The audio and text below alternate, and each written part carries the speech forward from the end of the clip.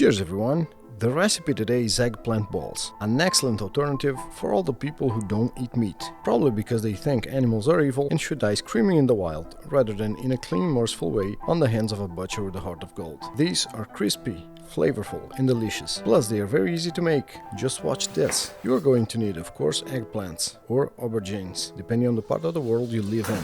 Decapitate the veggie, clean it from the leaves and put it on the air fryer or oven for around 15 minutes at 200 degrees Celsius. Don't worry, this is the last time you'll see this hateful air fryer today. This ball's recipe is deep fried. When your eggplants are baked, they are going to wither and become malleable. They also lose a lot of water. Make sure to discard all excess water. Cut them in half and with a tablespoon separate all the flesh from the skin of the fruit. Yes, it is a fruit, according to one shady website I found. When you have skinned the eggplant, add it to a bigger bowl. Actually, now that I think about it, you could have skin directly on the bigger bowl. I hope you're smarter than I am when I was preparing this video. Back to the recipe, add 1 egg and beat it with a fork until you have an homogeneous paste. Then, peel 1 garlic and chop it. Marina decided to grate it. She says it's better. I disagree. She's probably right, and this is the official opinion of this cooking channel. Add the breadcrumbs and Parmesan cheese.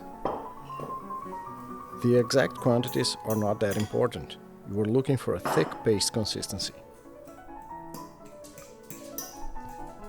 Give it another go until it's all mixed once more. You don't technically need to mix after each few ingredients, but do it nonetheless to be able to check your dough consistency and avoid a result you are not happy with at the end.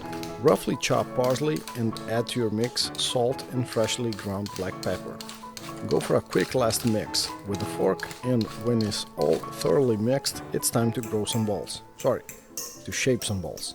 We'll roll the balls on a mix of breadcrumbs and grated cheese. Making smaller units makes frying easier. Deep fried eggplant balls on their own are delicious. However, if you want to go a step further, cut little cubes of cheese, could be scamorza or provolone, and fill your eggplant balls with it. Make sure to close it well to avoid it from spilling while frying. Once you use all the ingredients you bought, time to deep fry them.